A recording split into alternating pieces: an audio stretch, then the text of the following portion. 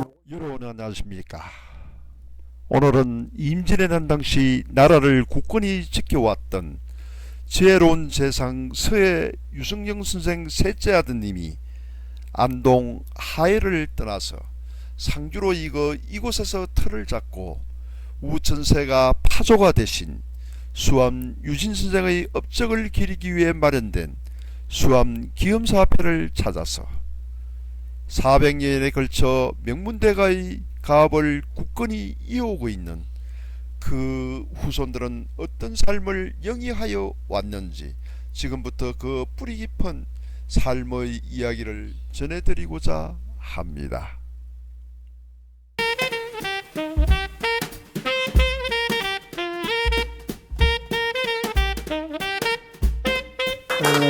조금 전에 사회자가 이야기했다시피 금년 들어서 세 번째 맞이하는 차담의 날입니다. 5월은 실록의 계절이다 또는 장미의 계절이다 이렇게들 부르고 있습니다.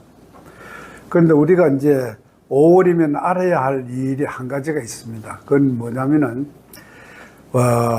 저희들이 우러러 모시고 계시는 강사 선생이 태어나신 달이 5월달입니다. 그리고 돌아가신 날도 5월달입니다. 그래서 5월은 우리 강사 선생님이 생몰했던 달이다. 이렇게 우리는 기억을 해야 되지 않겠느냐 앞으로 그렇게 생각을 합니다. 그에 대한 이야기를 하도록 그렇게 준비를 했습니다.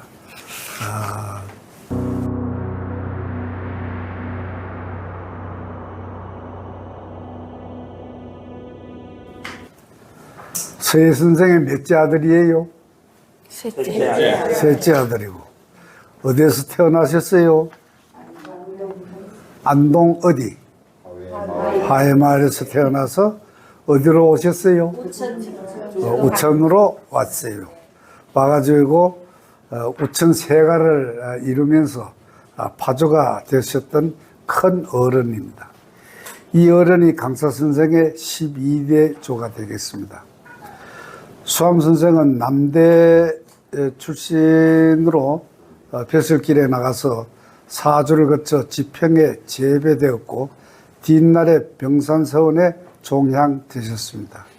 여기에서 재배라고 하는 것은 뭐냐면은 옛날에도 임금이라고 해서 사람을 막무가내로 자기 멋대로 계급을 올려주고 내리고 하지를 못했습니다. 그런데 추천의 절차를 밟고 임금이 직접 벼슬을 내리는 일을 재배라고 했습니다. 그래서 수암 선생은 워낙 덕이 높으신 어른이고 학식이 높은 분위기였기 때문에 임금님이 직접 지평에 제수를 했다 이렇게 생각하시면 되겠습니다. 그게 이제 수암 선생에 대한 이야기고.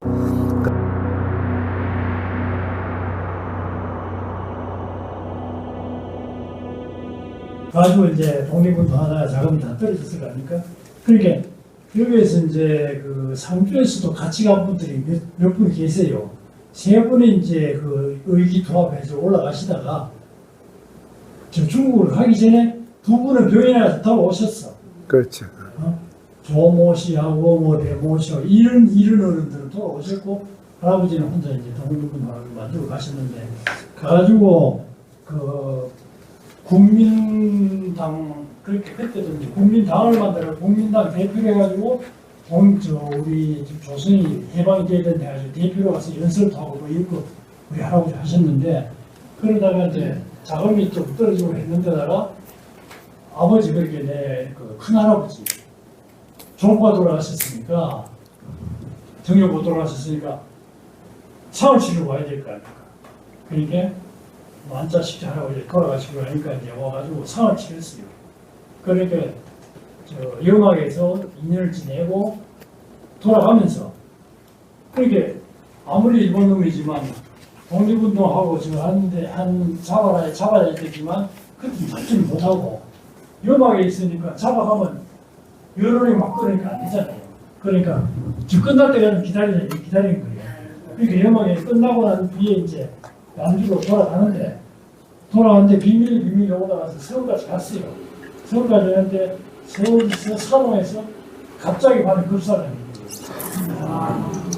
얘기예요. 그때가 이제 뭐냐면은 아버지가 13살 때예요. 13살 때 이제 장가 갔어요. 장가 가자마자 며느리 들어오고 조금 있다가 할아버지가 만주로 가다가 서울서 바로 급사하셨죠. 그래가지고 그때 또 이제 서울서 이제 문이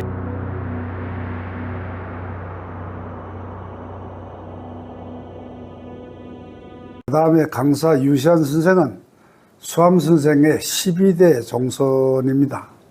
그리고 독립운동가로 요절하신 유우국 선생을 아버지로 해서 1915년 음력 4월 17일에 우천에서 태어나셨습니다. 어려서부터 가정의 예절과 법도에 충실하였고 가학을 전수받아 학문이 갈목의 경지에 이르렀습니다. 그리고 명문의 주선으로서 불추가성의 수제에 정성을 기울였습니다. 불추가성이라고 하는 것은 이름난 집안의 명성을 추락시키는 일이 없도록 하기 위해서 수제는 수신제가의 준말입니다. 정성을 기울였고 또한 개화의 풍조에 따라서 신학문은 연희전문학교에서 수업을 하셨습니다. 그 당시에 연희전문학교를 다닐 정도 되면은 대단히 그 생각은 앞쪽으로 튀어 있다 이렇게 보실 수가 있습니다. 조국 강복 이듬해인 32세 때 해방의 공백을 막는데 최적임자로 발탁되어서 고향인 상주군 중동 면장이 되었습니다. 그래가지고 그 혼란기의 무질서 속에서 면민과 고통을 나누다가 1947년 5월에 성주 군수로 초배가 되었습니다. 초탁되었는데 초탁이라고 하는 것은 아까 이야기하고 뭐 비슷한 이야기입니다. 벼슬의 품계가 단계별로 이렇게 올라가야 되는데 임금이 너는 특별한 재능을 가지고 있다고 해서 훌쩍 그 단계를 뛰어넘어서 발탁을 하는 경우를 초탁이라고 합니다. 그러니까 그 당시에 그 강사 선생님의 위상을 우리가 느낄 수 있지 않겠냐 이렇게 생각을 합니다. 그 성주 이제 군수로 갔는데 성주라고 하는 것은 영남의 예향으로서 민족의식이 대단히 강한 곳이셔서 특히 강사 선생은 선대에 누를 끼치지 않기 위해서 염결에 솔선하고 청렴하고 포명이 바른 것을 염결이라고 하죠. 그래서 청렴하고 포명이 바르게 처신을 했고 공평무사한 행정관으로서 일을 했고 일제의 구학을 소탕하는 민주행정으로 전향하는데 침식을 잊을 정도로 열심히 했습니다. 그리고 미군정 아래에서 피동적인 행정가로 일하기보다는 인재 양성이 무엇보다도 시급하다고 판단해서 1948년 4월에 성주 군수직을 버렸습니다. 그래서 고향에 돌아와서 1948년부터는 성주 군수에 있으면서 우리가 이제 생각했던 바대로 48년에 중동초등학교 교장을 역임하고 53년에 남산중학교 교장, 54년에 김천고등학교 교장에 취임을 하셨습니다. 그 당시 이제 김천고등학교의 교주는 최송설당이라는 분인데 이 사람의 교육 이름이 무엇이냐 하면은 민족적 정신을 함양하라 하는 것이었습니다. 그래서 강사 선생은 그 유언을 실현하기 위해서 조례 때마다 민족호건을 일깨우는 일화가 있었고 6.25 사변으로 인해서 파괴된 교사를 복구하는 데 전력을 다하였습니다.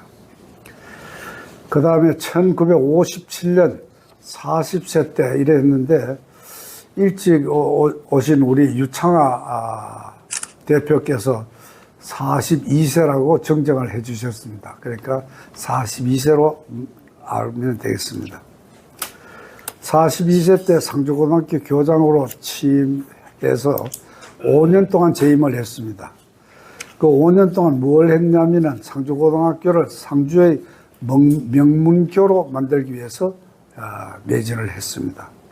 특히 인성교육의 중요성을 역설했고 교사들의 자질 향상과 학생들의 인격 도야를 강조를 하셨습니다. 현재 상주고등학교에 가보면은 소나무 숲이 있습니다. 이 송림도 그 당시 강사 선생이 교장으로 재임 당시에 조성했던 것이 되겠습니다. 그 다음에 1961년 2월에 교육감 자격 면허증을 취득을 했습니다.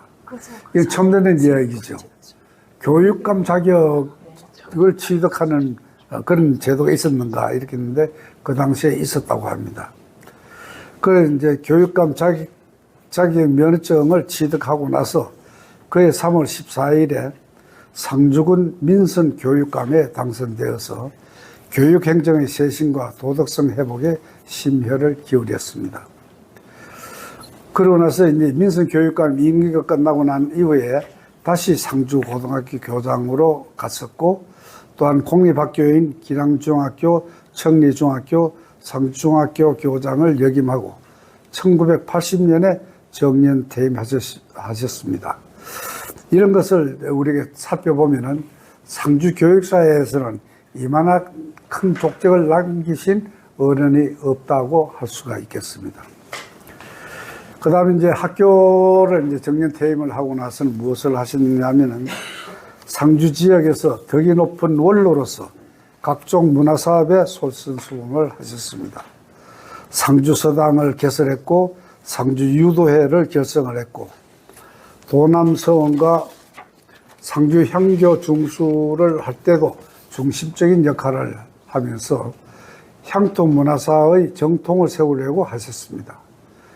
그리고 상주문화원 창립 추진과 상주문화연구회를 발족시켜서 문향의 명망을 덧입혔으며 항일의거 기념탑 건립과 북천 전적 사적지 지정에 솔선하여 상주가 충절향임을 천하에 찬양하셨습니다. 다음에 추원 보본으로 조상을 위하는 일의 정성을 다하였습니다. 추원 보본이라고 하는 것은 조상의 덕을 추모하여 제사 지내고 자기의 태어난 근본을 잊지 않고 은혜를 갚는다는 뜻입니다.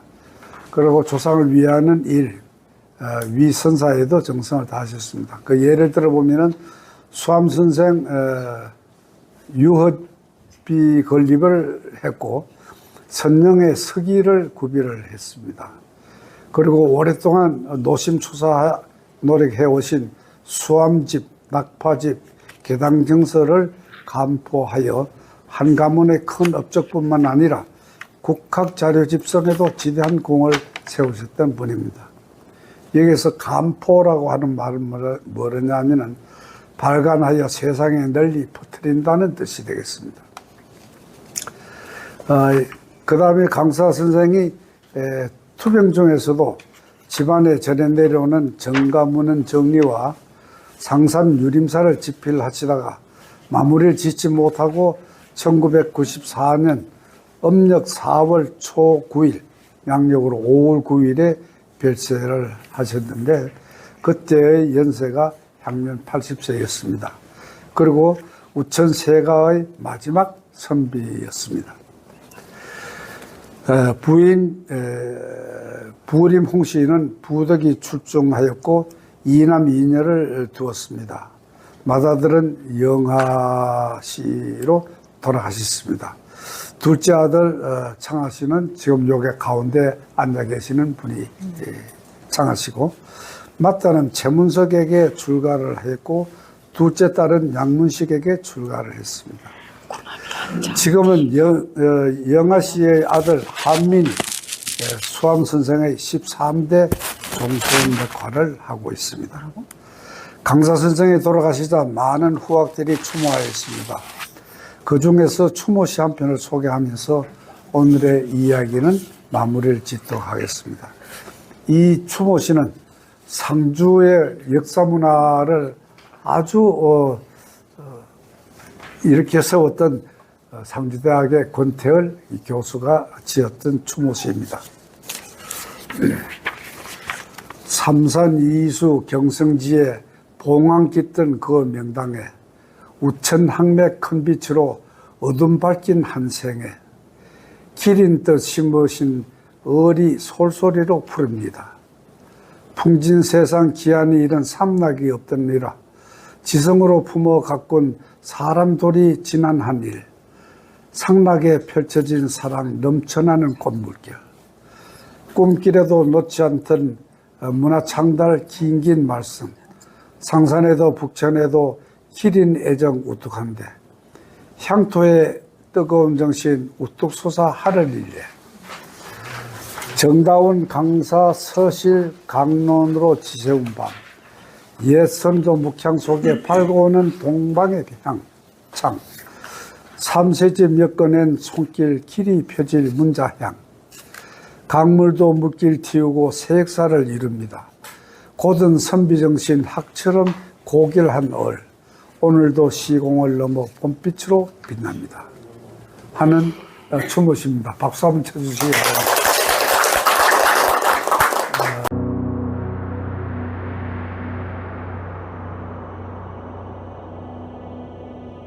농담 삼아 제가 이야기 하나 하겠습니다. 강사 선생님은 저희들이 어릴 때 보아왔습니다. 보아왔는데 첫 인상은 대단히 차가웠습니다. 차가웠고 몸도 비대하지 않고 아주 갸름한 그렇게 옛날에 우리가 생각했던 선비님의 모습 그대로였습니다. 였는데 원리 원칙 하나는 아주 철저하게 지키는 어른입니다. 그 에피소드를 하나 하겠습니다. 자기 둘째 아들이 국민학교를 들어갔는데 그때 그 당시에 그 국민학교에 교당 선생님으로 강사 선생님이 계셨습니다. 계셨는데 어느 날 그 둘째 아들이 수업을 들어갔더니 출석 부르는데 자기 이름을 안 부르더래요. 그래가지고 이상하다 뭐 어쩌고 해서 몇 개월 지났는데 나중에 봤더니 그게 아버지가 교장으로 계시면서 퇴학을 시킨 겁니다. 근데 퇴학의 원인이 뭐냐? 지금 봐서 오양으로 보면은 절대 잘못할 일을 할 사람은 아니지 않습니까? 그죠? 무슨 잘못을 저질렀기 때문에 아버지가 손수 자기 아들을 퇴학을 시켰겠느냐 하는 의문이 있을 겁니다. 단지 취학할 수 있는 연령에 몇 달 모자라는데 너는 일찍 들어왔다 이거예요. 일찍 들어왔다고 해서 1년간 유급을 했습니다. 그래서 우리 동기들 중에서 보면은 우리 김희정 씨도 저들하고 동기고 이런데 국민학교에서 유급된 사람은 유창하 씨 저 사람밖에 그 농담삼아 듣기로 하는데 그만큼 철저하게 자기관리를 했던 분입니다. 네.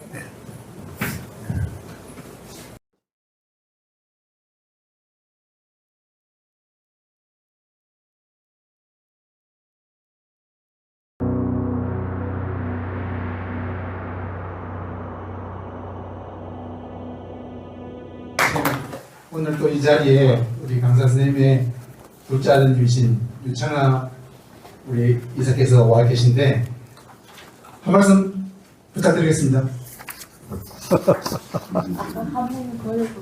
늘 이렇게 와주셔서 대단히 감사합니다.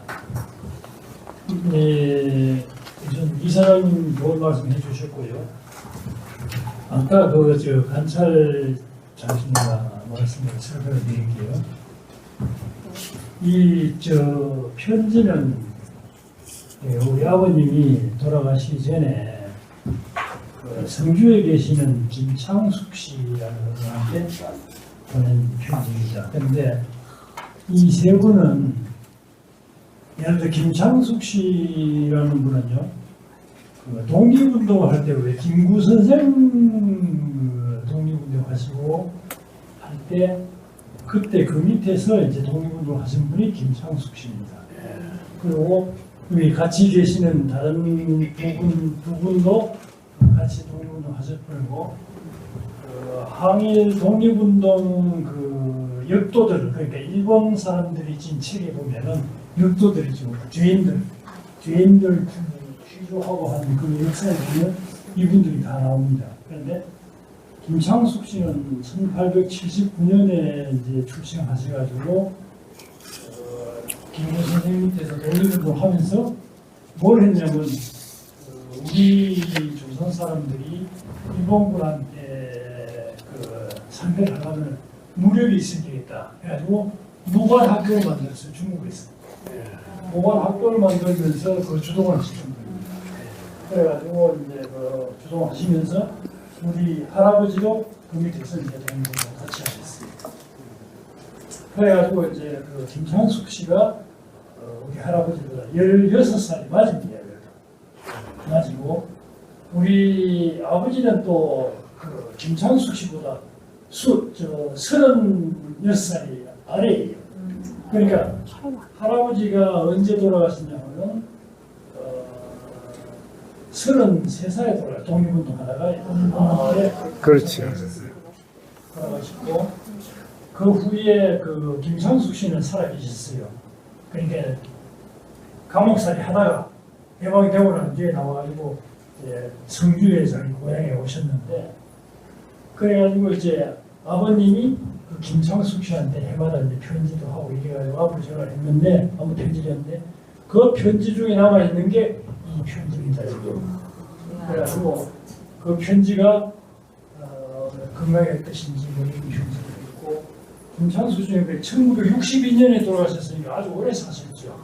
오래 사셨고 아버님도 뭐 1994년에 돌아가셨으니까 80세까지 사셨으니까 그래가지고 이분이 그 독립운동을 하면서 무슨 조직을 하고 하는데 김영수 씨라는 어른도 계시고요. 그다음에 이제 김창숙 씨 계시고 저는 집에 가고 있어요. 자료가 안 돼요. 저 이하영 씨 이분들이 전부 성주 원앙이다 뭐 이렇게 해가지고 예가다 이런 그때 독립운동할 때 성주에 독립운동가들이 많았습니다. 성주에도 많았고 근데 이제 그 독립운동사를 보면은 그 책에 보면은 그 기록들이 다 나와요. 역도 누구누구, 역도 유모야, 역도 뭐 김창숙 뭐 이래가지고 전부 역도들이죠. 그래가지고 나와가지고 하는데 그 기록들이 지금 저 방에 있습니다. 그 자료를 읽고 하는데 그래서 오늘 이 저 자료를 지금 아버님이 직접 쓰셨지만 문집이 나왔어요. 문집이 나왔는데 그때는 급히 돌아가시기 전에 막 그 정리를 하더라고 이걸 원고를 못 넣었어요. 그래서 강사집을 치렀는데 그 정보를 하려니까 자료들이 많이 나왔는데 그 자료 중에서 이게 나왔어요.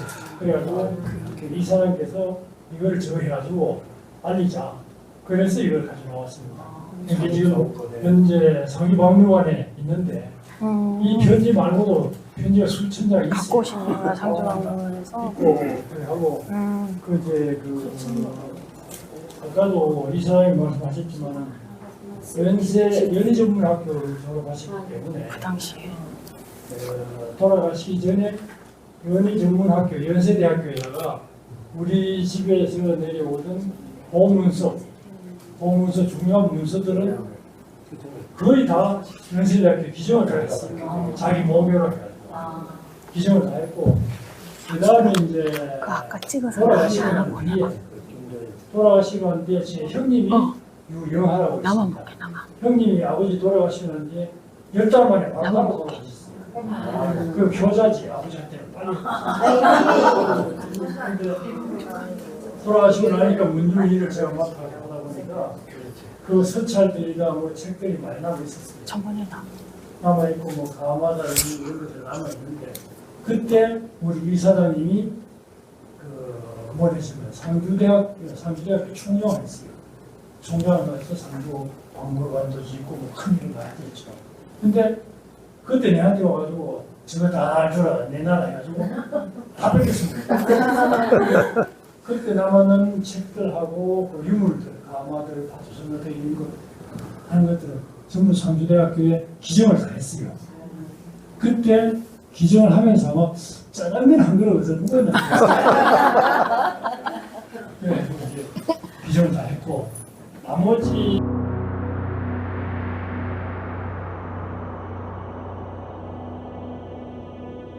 저도 수원 정책 이런 걸 가봤어요. 예, 아주 위치도 좋고 그런데 행사들도 몇 가고 이랬는데 뭐 또 우리 친구도 한번 가보고 가족들도 가보고 이랬는데 잘 뜻은 몰랐어요. 왜 수압이라 그런지도 모르고 이랬는데 오늘 이렇게 참 예, 우리 이사장님의 또 이거 아까 강의하고 또 오늘 자료를 이렇게 보니까 야 우리 상주에 이렇게 훌륭한 분이 계셨구나 삶을 새삼 느끼고 예, 저도 어디 하면은 이런 말씀 좀 드릴 그런 큰 지식을 얻었습니다. 또 이제 이분 그 태어났는 게 4월 17일 이달 같아요. 생일의 달에 같아요. 그래서 느끼는 거고 또 여기에 그 강사 선생님 그 훈지 아드님이 계시고 또 아까 그 편지 보내는 그런 걸 보니까 그분의 아주 훌륭한 업적을 다시 한번 알 수 있습니다. 너무 좋습니다. 예, 오늘 너무 행복한 시간 갖고 또 같이 이렇게 해주신 모든 분들 감사드리고 또 멀리서 오시다 그러는데 예, 아까 말씀드리니까 예, 다른 데 계신 예, 용인에서 오시다 그러셨는데 하여튼 뭐 반갑고 감사드립니다. 예.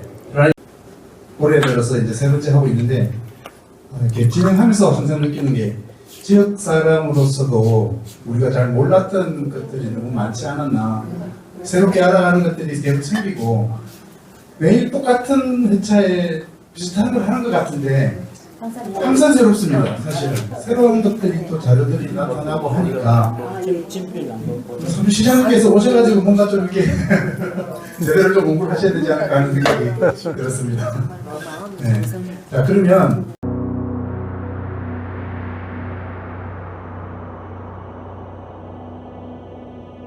내가 드린 차는 그 아리산 오룡이라는 차입니다. 여러분들이 많이 알고 계시는 그 우롱차, 그죠? 또 청차 이렇게도 불려집니다.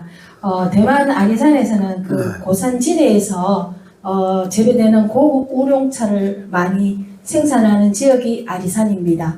그래서 그 아리산 오룡은 보통 1000m에서 1500m 고도에서 자라며 독특한 기후와 환경 때문에 굉장히 부드럽고 달콤한 맛의 차를 생산하는 지역입니다. 또 아리산 지역은 그 고도학고 기후랑 이런 조건이 잘 맞아서 차 재배 환경에 굉장히 이상적인 곳이기도 합니다. 특히 그 루이펑 마을과 같은 지역에서 생산된 차는 굉장히 고급 차로 맛있는 차로 품평이 나 있기도 합니다. 맛과 향은 꽃향기하고 꿀향이 이렇게 잘 조화가 돼갖고 부드럽고 달콤한 맛이 나고 있습니다.